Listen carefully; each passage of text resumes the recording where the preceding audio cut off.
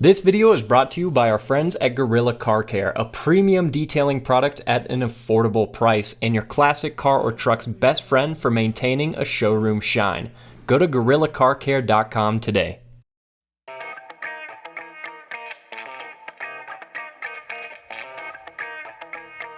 Do you know why they put the turn signals up high? Safety. Now walk me through the climate controls, because these are some of the most interesting I've ever seen. I would love to help you here, but nobody knows. So you start the car using the shifter. Yes. And you can see it's beginning to rise up here ever so subtly. So what about like a downshift? If we were in third and wanted to go in a second? We'll just go around the corner. Yep. Slow. We'll flick it into second. Wow. And Bob's your uncle. Hey everybody, we've got a fantastic feature for you today because we are taking a look at one of the most influential cars of the 20th century, and we're hopefully going to be dispelling some myths around the Citroen DS, or do you say Citroën? We'll talk to the owner behind this car and find out the full story, because this is a car I think which is very misunderstood in our country. And Kevin, thanks for bringing the car out. Would you agree that this car has solidified its place in history as being perhaps one of the most advanced of its time period? Absolutely. Yeah. Without parallel, it might be the most advanced and innovative car ever produced in the past 100 years. Well, let's take a look at this DS from a perspective of someone that knows nothing about the brand, knows nothing about the car. What is it? This is a 1972 Citroën, that's how I pronounce it, Citroën DS21. Okay. DS is the submodel, or excuse me, DS is the model. The 21 is the submodel. Okay, now this is a French car, correct? This is a French car. And talk to me a little bit about the history behind the DS. The DS comes out in 1955. It's the successor to the Traction Avant that finishes production in 1955. And when this car hits the auto show in 1955, it does some amazing things, like break records that weren't broken until the Tesla Model S was available. Wow. In that it had orders the first hour for 750 units. At the end of the first day, 12,000 units were ordered, and by the end of the show, 80,000 units were placed on order. Amazing. So this car was just astonishing to the people who were just coming out of World War II and looking at things that would have been very much looking like relics. Now in this video, we're going to showcase some of the amazing features on this car, like the hydropneumatic suspension, like the steerable headlights. But I want to put this car into perspective a little bit, right? Because 1955, here in the US, we're driving enormous land yachts, Buicks, Chevrolet Bel Airs, long distances, straight lines. This car, something completely different. Absolutely. This car is a response to high taxes on horsepower, which drove smaller displacement, so you had to make a lot with a little. And they had pocked up, beat up roads in France, and they were narrow. And with that, the French wanted to say, hey, we can compete. We do amazing things too, and this is their answer. This is how they wanted to have a luxury car for their market. Now let's talk about the first thing you notice when you walk up to a DS, and that has to be the incredible styling. Why does it look like this? This is the answer to how cool a car we can make. If I'm Antonio, Flaminio Bertoni, okay, or Andre Lefebvre, and I probably got those names wrong. But those two were the architects of this style. And they worked from the inside and the outside of this car. This is the successor to the Traction Avant, so it was front-wheel drive. And so it's technically a mid-engine front-wheel drive car. Wild. The engine sits behind the axle. Okay. And so like the Traction Avant, it has the transmission in front of the axle. Well, let's do this. Let's go ahead and pop the hood and showcase what we're talking about. Brendan, if you want to get over here on the driver's side, Kevin and I will stand here on the passenger side. Now, front-wheel drive was pretty advanced, at least for most Americans in the mid-50s. Absolutely. Even going in the 1970s, right? Most cars on the road, V8 rear-wheel drive. But let's open up this hood and showcase some of the amazing things that Citroen pioneered underneath the hood. Wow, you're not kidding about the mid-engine. And yes, it's a Hemi. This is a 2.1 liter displacement aluminum block cast iron sleeve Hemi, and it has a 4-speed semi-automatic gearbox. Semi-automatic. So we'll showcase that when we get it on the road here in a second. But one thing which seems a little backwards to me, and correct me if I'm wrong, you've got your drive belts here in the front of the engine. Is the transmission ahead of the whole engine? Absolutely. The transmission is down under the radiator. Yep. Actually, it's forward of the radiator and under this tire. Wow. So the axle is here and the transmission sits here. Unbelievable. So the shafts run through that, you shift, and then it returns back to the front wheel drive. Now, one thing which I just learned from Kevin that I didn't know is this is an inline 4, but initially Citroën had intended this car to have a much more advanced powertrain.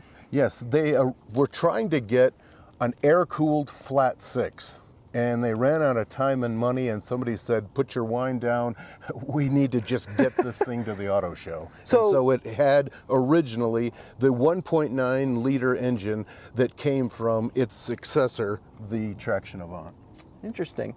Now, I always kind of understood that the engine from this was the exact same as the Traction Avant, which came out in the 1930s, but they're a little different. It originally was. Okay. They had to put in what they had, but they realized, and immediately was apparent to people, we needed a much better, more modern power plant. And so they worked in parallel, get these things on the road, get them in people's hands, and then they would work on the engine, and they sure did. In rapid succession, they developed the 2 liter and the 2.1 liter, which this is, and then ultimately it becomes a 2.3 liter. Do you have any idea what the horsepower number is approximately? This is about 109, okay. 110 up to 115, and this is a carbureted version. Now on the 2.3 with the Bosch fuel injection, they got an injected model of 2.3 to 141 horsepower. Wow, that's pretty good. Now, when I hear that number, 109, and I look at the size of the car, I would initially think that there is no way this car can do highway speeds comfortably. What has your experience been? It's amazing. And now I wouldn't want to race anyone with this car. Well, I would, but I wouldn't tell them I was racing. But the aerodynamics on this car make it quite easy. Once you get up to speed, it just holds the road, and it can hold that speed wonderfully. It's pretty cool. Yeah, and in that way, it feels a lot more modern than you might think of for a 50-year-old car. Yeah. Now, just looking up underneath the hood from someone, not in the know, even I'm noticing some really interesting things. So, for example, the disc brakes appear to not be at the wheels, but they're inboard, is that correct? That's correct. The brakes are inboard power ventilated disc brakes. Wow. And that was one of the first of its kind as well. That's part of the innovation and the advancement of this car. And was that to try and reduce the unsprung weight? That's exactly right. Okay. It reduces the unsprung weight, and it makes it modular so that you can work on it. And it was just, they thought that was the better way to go. Very cool. And I would have to agree with them. Now, looking at the radiator, can you explain to me what is this cover in front of the radiator? Well, it's part of the air and the ducting system. Okay. Air enters through the slits here, and it's made to pass beneath the spare tire and into the radiator. Oh, interesting. And it's part of the aerodynamics. They realized we could cool it, and we could have our good looking and cool. Yeah, one of the most, and I've never really realized this until you just said that, but a DS doesn't have a traditional grille like any other American car from the 50s, 60s, 70s. Right. So the air actually comes in underneath. And then do you know why they put the spare tire up front here? Packaging. Okay. Part of their clever, they used the rear for the trunk. I mean, of course they did the boot there, yeah. But they made an enormous trunk with that. And they actually thought this could be, it fit here, and it worked into the design, but they actually thought about this being a safety. Safety? Yeah, you could, if you smashed into something, this might absorb some of the impact. Now, let's talk about that a little bit, right? Because pioneers in safety that come to mind throughout the 20th century, Volvo, Mercedes, but this car has a lot of safety gear built into it as well. Absolutely. This car, they were really hell on wheels for safety. Okay. And for example, that tire we're just talking about, they knew it wasn't going to do a lot for a front end impact, yeah, but they put it there because it was going to do something. Yeah. They didn't have the available computer modeling that we can do today. Right. However, this engine is designed to go under the car in the event of an accident. Wow. Which is an incredible safety feature. It is an incredible safety feature. These wings, as they call them, and the hood are designed in the way that they could figure out to crumple. Wow. Yeah, and this space frame is designed to deal with a rollover. Okay, interesting. And on the side, the impact, these doors are quite substantial, and this is a side impact beam. Even in the 50s, they were thinking of side impact. Yeah, and seat belts, padded dashboard, and the incredibly padded and comfortable seats were all meant to reduce driver fatigue and afford them safety in the event of an accident. What's crazy about that to me is, let's look at this particular car, 72, right? In 1972, you had shoulder belts. You know, a lot of American cars were still running lap belts that nobody wore. A lot of American cars had steel dashboards and non-collapsible steering columns, right? And this is a car, even in the 50s, that was thinking about this ahead of time. Exactly. Yeah, really cool. And a built-in safety feature that isn't apparent is that these wheels, if you had a flat on both of these wheels on the same time, at the same side, you could drive this car to safety. Wow. This car would not pull you into the ditch. Interesting. Now, we need to, I think, move on to probably this car's most notable feature, which is the suspension. And we're hopefully going to talk a little bit about what it's been like to service, because a lot of people think these cars have air suspension, but they don't, right? No, that's correct. These have what is properly called oleopneumatic. Okay. Most people call it hydropneumatic, but hydra is for water and air. This actually has oil and air. Very cool. So technically, these are oleopneumatic, the suspension is. I've learned something new. That's really interesting. Yeah. Now, and it has independent suspension through the spheres, which we'll get to. Yeah. On each wheel. Well, let's take a look at those, right? Because as someone that doesn't know about these cars, you get underneath the hood, you start poking around these things, and you see these green orbs. And how does that work? Oh, your car doesn't have those? Typically, it does not have the green orb, I have to admit. This is one of the suspension spheres that are at each wheel. Okay. Hydraulics, non-compressible, come up through here, and the height of the car is set by a lever in the kick well. Hydraulics come up to here. That sets the height of the wheel, or matches the height you've set it at. Horizontally here in this equatorial position is a rubber membrane. That rubber membrane separates the oil from the high pressure nitrogen gas that's above it. And so the car then is compelled, it rides on air, if you will.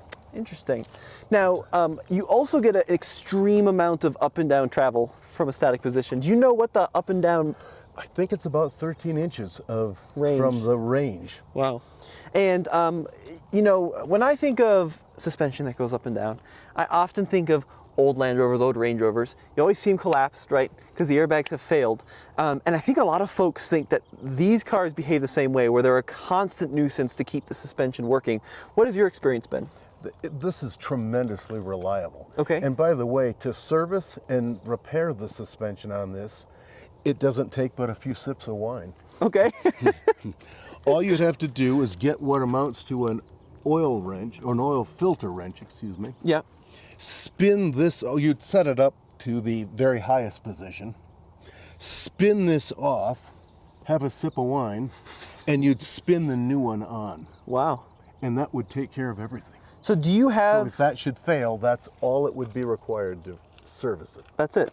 Do you have hydraulic lines running throughout the car? I mean, are they going left and right? Yeah. Yes, there are. Okay. This car it courses this green fluid, or its Vulcan blood, through its veins. That's the reservoir for it. And this is the heart of that system. Over here this is a pump that produces 2,500 psi of hydraulic goodness. Wow. And that operates 4 systems. The suspension, as we've just mentioned. This is power rack and pinion steering. The brakes, which are power, and the 4-speed semi-automatic gearbox. And all of those are operated by the hydraulics. So, I mean, naturally, you know, it would seem to me that if you were to spring a leak in any of the systems, you're going to lose all the systems. Is that correct? Ultimately, you will. Okay. You would notice that, it steers kind of leaden and funny. And wait a minute, the suspension is acting funny. Okay. But, so if you didn't notice then, you should notice on the dashboard a huge red lighted stop. Okay. And it's an idiot light, and if you don't yield to it, you are the idiot.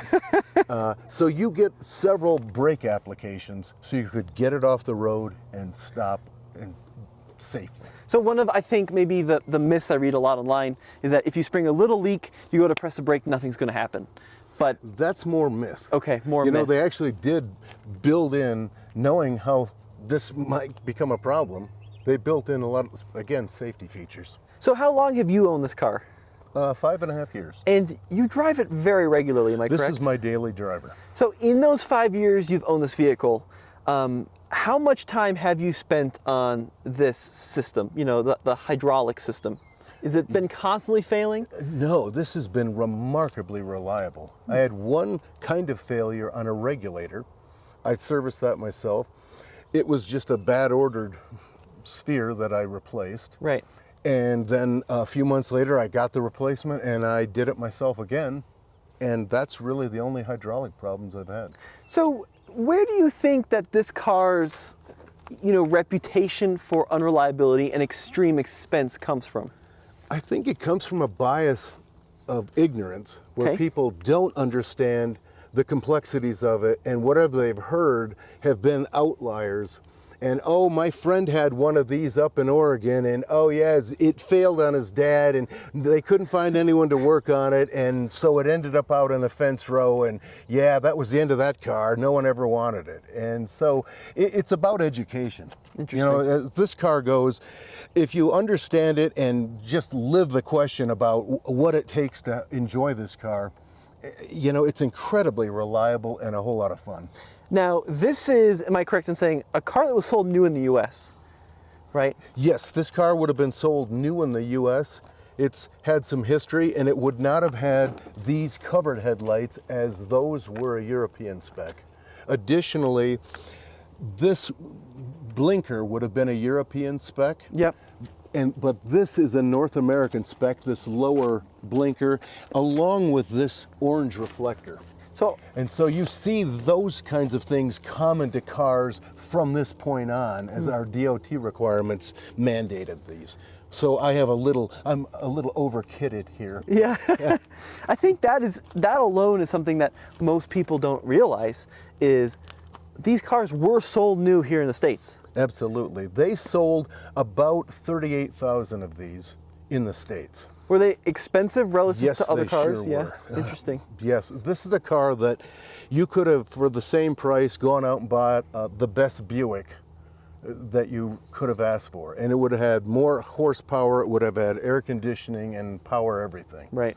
And I think that is, you know, something that if you rewind to the 1970s in the US, that's a big ask to ask a consumer to completely abandon their traditional V8 steel land yacht and go for this French spaceship with suspension that goes up and down. Exactly. You know? And so this car was just a bridge too far for a whole lot of folks. And it was sold to, you know, architects, doctors, and people who wanting an interesting, quirky ride who had the money. So let's talk about this little serviceability item here, right? So it says, caution, do not use brake fluid, refill only with green LAHM liquid. What does that mean?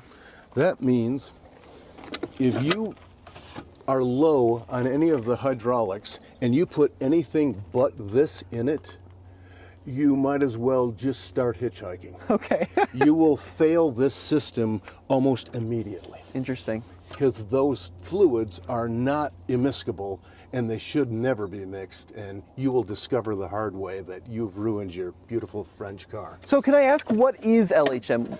Liquid hydraulic mechanical. It's mineral oil. Oh, it is? It's a kind of mineral oil that's engineered for this, and I'm not certain, so a little history check. I think they use something similar on aircraft disc brakes for your plane to stop. Very interesting. Now, can you buy this fluid nowadays? Absolutely. You don't get it at your local auto parts store, but I have a contact in California, and it's quite easy to get. Very cool. Well, Brendan, let's start making our way to the rear of the vehicle, because what I love about the DS is it's not just like the engine that's interesting or the semi-automatic with the suspension, it's everything. And coming around to the rear, do you know why they put the turn signals up high? Safety. Okay. Visibility. And this car, just a few weeks before they finally released this car to the public in the early when it debuted, they didn't exactly know what they were going to do. And Flaminio Bertoni, the designer, finally said, oh, wait a minute, okay, I got an idea. And he sketched this out and then put these on, and they just said, we're going to go with it. Okay. And here's the hint. This is a North American light. In the European spec, you wouldn't see this light in 3D here. They're recessed and flat here. Interesting. Okay, so they changed a little bit. Exactly. So I've played around with these cars a little bit, and I think one thing which is really interesting is you probably get asked a lot, how do you change the rear wheel? Because there's no cutout, there's no like obvious skirt. Great question. First, you get your wine. Okay. Now, you use a speed wrench. Okay. Wait a minute, let's back up. This car doesn't have a jack. Yeah, okay. I forgot, yes. So your car would have to, you'd get your jack out and you would start jacking it up. This car uses the hydraulics and the post from this doohickey here in the front of the car. This is hung on a post that's in the middle of the rocker panel. That's a pin, so you'd lift the car all the way up. You'd put this pin in here, shove the hydraulics to the lowest position, and it will come up on this post, and it will raise the wheels on that side. Very cool. That's very cool. And with that, then there's a speed wrench that's down here for the handle. It's under the tire. Yeah. And with that, you come around here after it's jacked up, and this bolt here is the same thing as the lug wrench. Oh, no way. And so you simply twist that off, set it down, have another sip of wine, and you remove this fender. Yep. And change the tire. So one thing, and we kind of hinted at it earlier too, which you can do on this car compared to just about any other, is if you get a flat on a rear tire, you can remove the wheel and drive it on 3 wheels. Exactly right. This car can be operated. Now, you wouldn't want to go through Le Mans that way, and you don't want to be on highly twisty, windy things or operate at a high rate of speed, but absolutely, this car, you'd presumably use, you're the driver and you have a flat, you'd want to have this tire opposite the driver as the one that you didn't have populated. Right, because of the weight distribution. The weight distribution. Yeah. And with that, it absolutely can be operated on 3 wheels. One of the cool things I love about these cars, and it's just like such a small detail, but the dual little exhaust outlets are just so French. Yeah, and you know? Well, it's a performance car. Is it? No, it'll perform, but That's awesome. Now let's do this, Kevin. I'm going to have Brendan, we're going to open up this door here and showcase the dashboard a little bit. And if you want to actually step behind the wheel, I think that's going to kind of be the best way to do it. And I'll talk to you from out here, because the oddities continue on the inside. And starting with the steering wheel, what is going on with that one spoke design? that's one spoke because they figured out that steering wheels block your visibility to your gauges. And they figured out they could do a single spoke steering wheel. Yeah. And it's my understanding that it's also a case of you'd want that at about 7 o'clock. That's the proper place for it. And if you should be in a front end accident, Yep. your body would come onto the wheel and it would bend or fold the wheel over and eject you off of it, and you wouldn't be impaled by the steering shaft. That's super interesting. Yeah. Wow. And I'm going to come on this side. Keep going. Yep, I'm listening. So that was part of the safety. I can grab the camera from me, Brendan, because we're going to showcase some interesting things there. So the dials on this car are also a little bit unique. And what do they show? So walk me through what the gauges show. This is the stop sign that I referred to before. Yep. And that if that comes on while you're driving, you should do what it says. Other ones are for the emergency or the e-brake, which you have to use because this doesn't have a conventional transmission. And this one up here is the hydraulic pump. And that light goes out after you start it up and it has sufficient pressure to be operated safely. Gotcha. Now the speedometer is not a normal speedometer either because it says stopping distance. That's right. I don't know who would look down moments before their impact, but it will indicate how far you have to go before you stop at any given speed. As it rotates the dial around, it uncovers a distance. Wow, that's pretty cool. And then looking at the steering column, we got to talk about the Citromatic. What am I referring to there? A Citromatic is a clutchless semi-automatic gearbox. And with that, you simply flick this with your finger, and it only requires that kind of pressure, very light, to shift the gears. And it's integrated into the carburetor and the hydraulics. And so when you flick this and release the throttle, the carburetor pulls on a switch, and it tells, engage the clutch, and you return to power, and it sets your clutch. That's pretty cool. And am I correct in saying there was also a column-mounted manual, right? Yes, and that column-mounted manual would have exited the steering column about here. And it could have been a 4 or, in some cars, a 5-speed. 5-speed on the column. Yeah. That's pretty cool.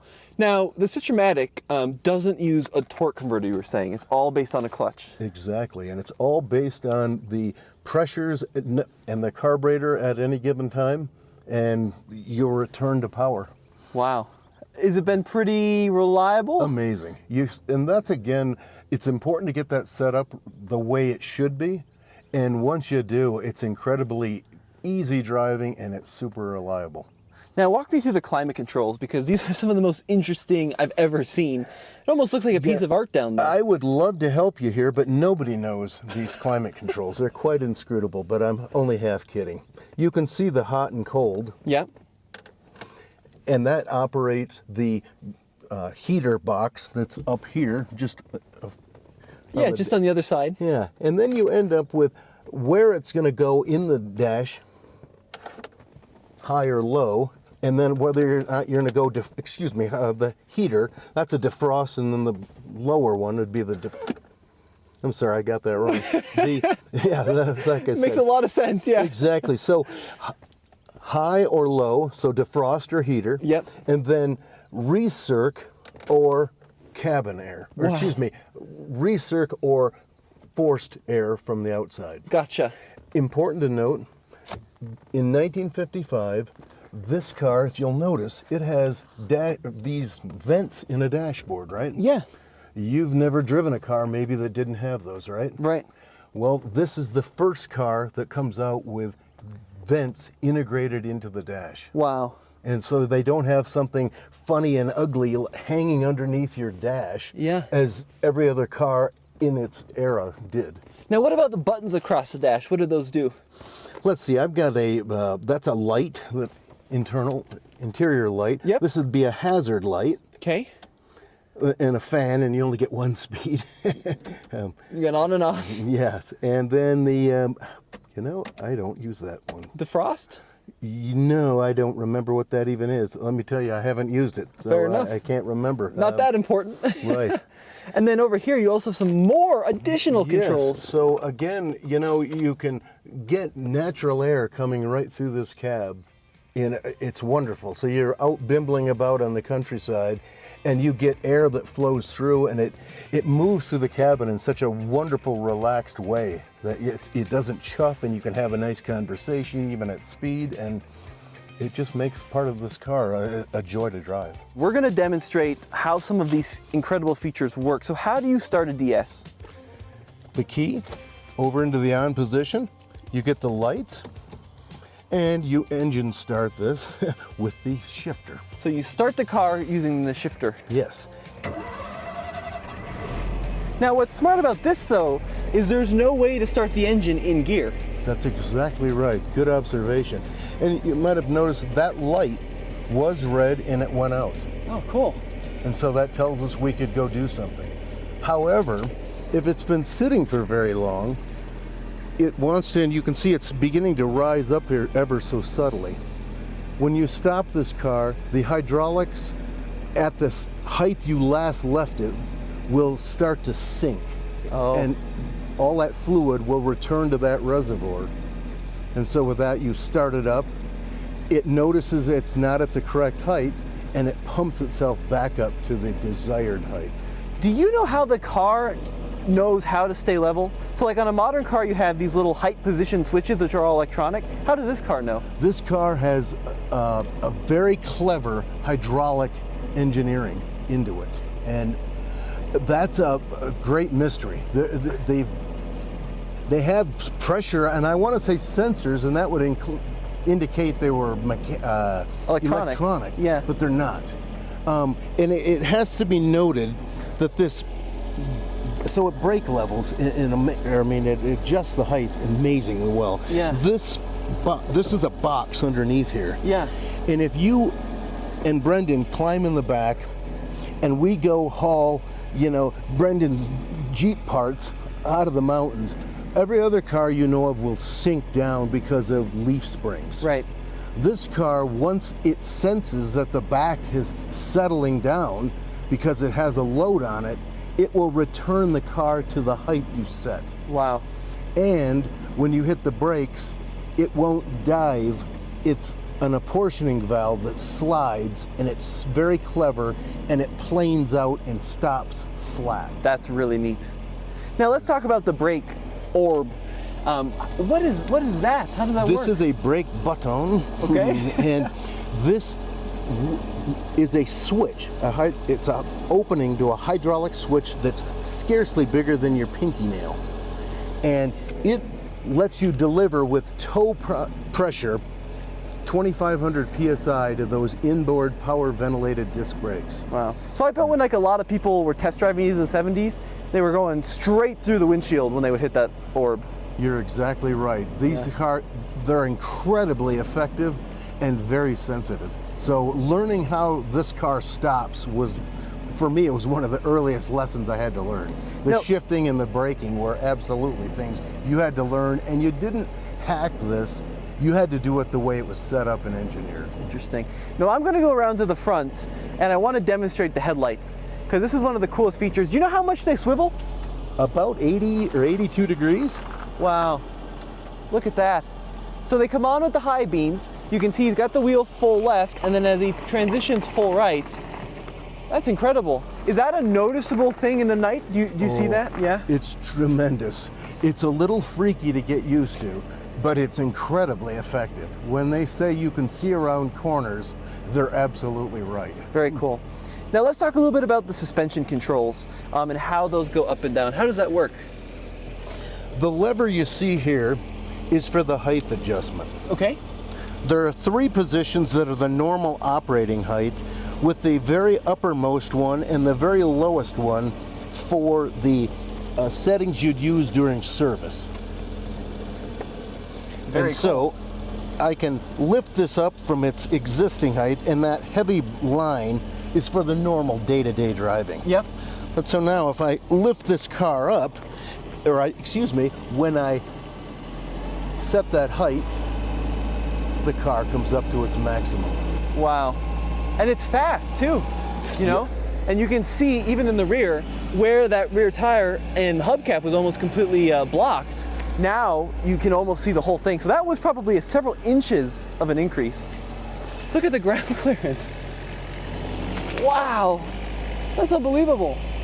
I think I could follow a Jeep into snow on a trail, and he will leave a mark before I do. Now, I believe that when you raise it up, the suspension gets pretty firm, right? It gets very firm. Yeah. Again, you wouldn't operate it except under extreme conditions that way. Right. The road was really bad, or you had a safety issue and you had a tire missing and you needed to get to someplace where you could then service it. Now, to go down, do you just move that little lever to the middle position again? Exactly right. I simply set it to the desired height and voila. Wow. Unbelievable. Yeah. It's almost immediate in how quick it responds. Yes.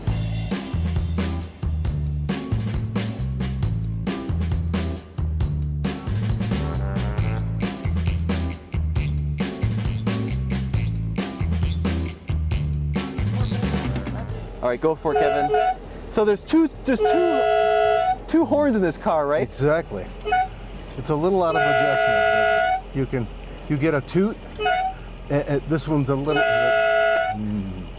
That's what I love about that too is like you can hear the two horns, and it's done in such a way where it's very discordant, right? Like there's a lot of kind of crunchiness. Exactly, and they're a scooch out of adjustment. I haven't fussed with them after I got it back. Yeah. But yes, otherwise there's a light toot and a get out of my way. Such a good idea. Exactly. You know, especially with everybody nowadays texting at stoplights, you know, having just like a little toot versus a Exactly. And by the way, yeah, it should be noticed that controls are on the column in a very modern way. Okay. Like these lights. See? You know, blinkers, wipers, washers. You know, this is the kind of thing that you take for granted today on any modern car, and it was like this in this car in 1972. Wow. And I think that's an important thing to notice, that this car was highly innovative, and we take it for granted. For example, the covered headlights, which every car you buy today has a covered headlight.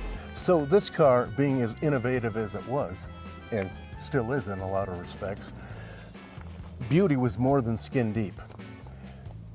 Every one of these green panels could be removed from this car and put in a pickup truck, and you could take two of the wheels and I could still chase you down. And so none of the green are structural. Okay. They are hung on the frame, and it has a space monocoque frame. Oh, interesting. So instead of a ladder frame or a unibody, it's a combination. So you could strip the car completely down. Everything green could be taken off quite easily, and you could haul it away and I could still follow you. Additionally, the roof is fiberglass, and the bonnet is aluminum. Oh. And it's all to lower the center of gravity. Very interesting. And so it's a part of, and between the streamlined shape and those materials, that's part of the innovation. Wow. Oh, and another funny thing. In the same time period, in the early 50s, Rolls-Royce and Jaguar were still using wool carpets, but they didn't think about that. They said, we're going to use these new carpets that are polyester. Okay. Again, they use the most innovative and novel and the newest materials, and stainless steel. Yeah, lots of stainless. Yeah. Yeah. So they were really hell on wheels to innovate, and from materials and where they were going to put it and how they were going to treat it was absolutely the norm for them. So Kevin, how does this car do in rain and bad conditions? Does this do pretty well? It's tremendous. Yeah. As it's front wheel drive, it really handles like a modern car because of that. Yeah. Now, 109 horsepower, you've had this up to 75, 80. Absolutely. Yeah? It takes a little bit to get to 75 and 80, but once you get there, it handles it with aplomb. Now, talk to me about, well, let you get your seatbelt on here in a sec, but I think one of the most novel things is, you know, every part of the driving experience is different than you might expect, starting with the transmission. So when you go from the start position to first, anything you need to do with the pedals, or is it just moving that lever? You just flick the lever, and I will demonstrate. And by the way, it's noteworthy here, this is the emergency brake that's down here on the left side of things. This car doesn't have a typical transmission. There's no way to anchor this car to the ground to keep it from rolling away. So you have to use e-brake. So you have to use that and you bookend all of your activities with that, and you release it with that lever up here. Very cool. And the light goes out, and you're ready to do what you'd like. So what's the pattern? Is it... Right here is the pattern. So it just a simple flick forward, that's first. Yep. And second, and you simply keep moving it down the range as you need. Wow. And it operates acoustically and in a driving manner, much like every other 4-speed car that you know of. Interesting. You know, at first gear, it's a low gear, and if you were going down, pointed down a hill where you didn't need it, you could start in second gear. Very interesting. And so the rest of it will feel and drive out exactly like you think of every other 4-speed shifter going. So we're going to go into first, so you push it forward. And it's worth noticing, as though the RPMs, my foot is on this brake. Yep. And the RPM, you can feel it doing things because it's active. So I flick it into gear, and you can hear it load it. And now that's the clutch having engaged. And when I take my foot off the brake button, it then will creep and operate in first gear just like every other automatic you know of. Wow. When you're in traffic, you just simply take your foot off the brake and it will crawl. And this car does the same thing.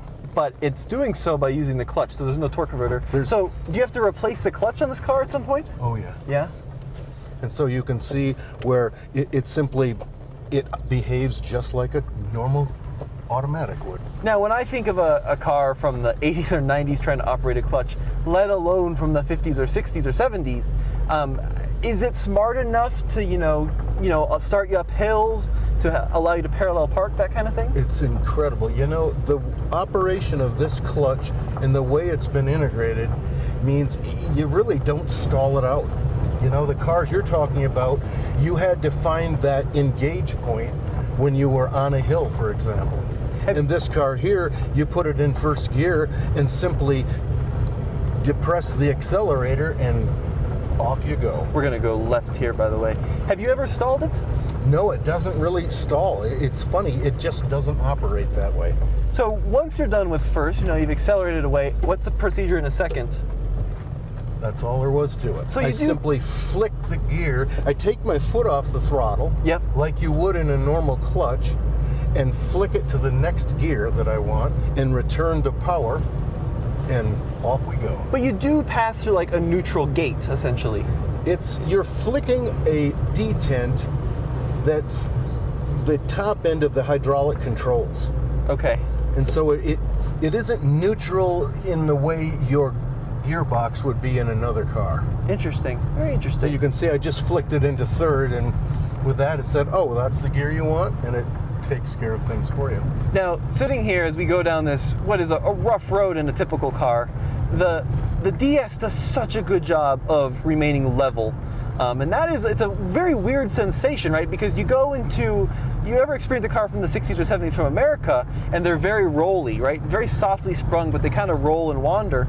This car doesn't do that, yet it is still incredibly soft.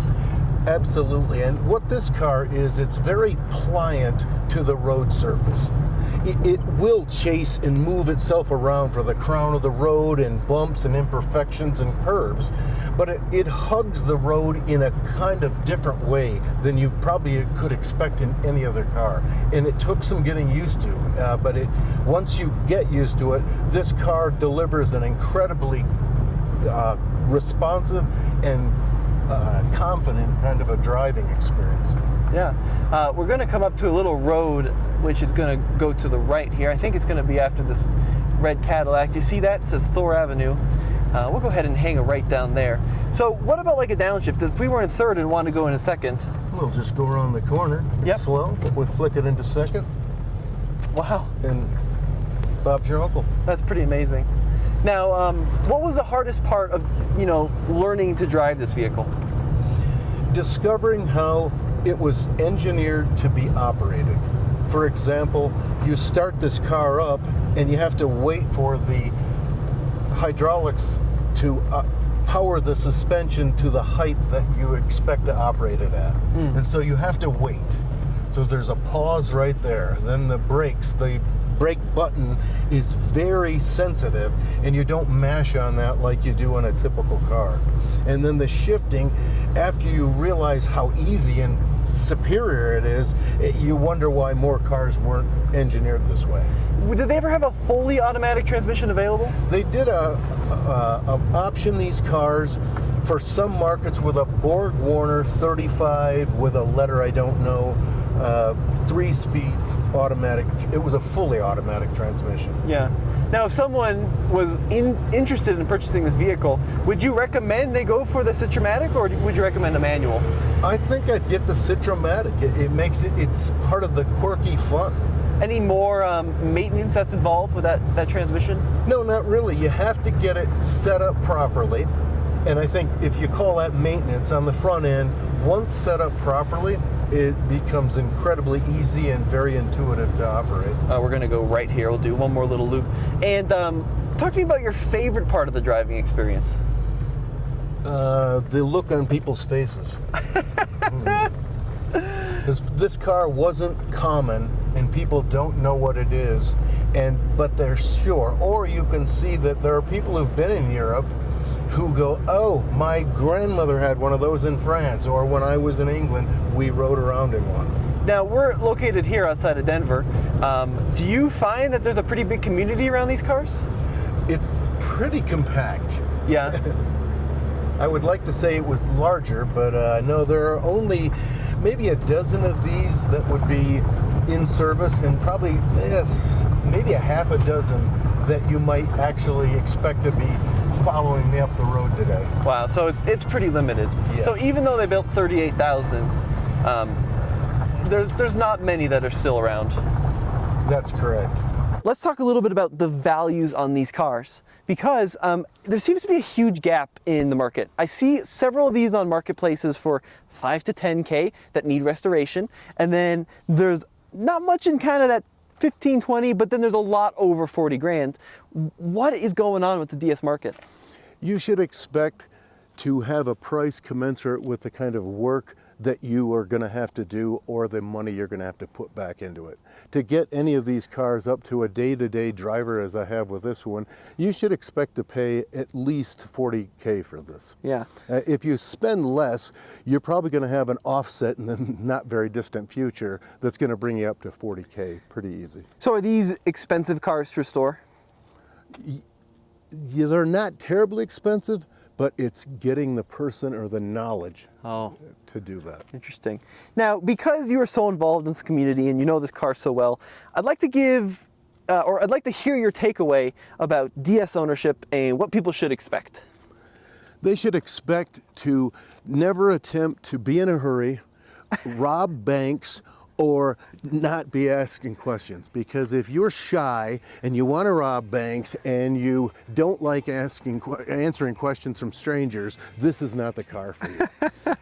Everywhere you go, people will give you the thumbs up, and they are going to ask you about this car. And to me, that's part of the absolute enjoyment of it. There's so much fun and quirky about this car. I just love it, and it's a fun, easy car to drive, and you know, I like sharing it with people. So, you know, this isn't a car for the shy or the timid. And is it as unreliable as the internet will have you think? The internet is wrong about so many things, and yet that's just one more of those things. I mean, I think we could probably identify pitfalls of ownership of any car that's 50 years old. Yeah. And like any of those cars, if properly maintained and serviced, this car is as incredibly reliable as anything out there. Well, Kevin, I can't thank you enough for telling your story, telling the story of the DS in such a great manner. And guys, thank you so much for watching. We'll see you on the next episode.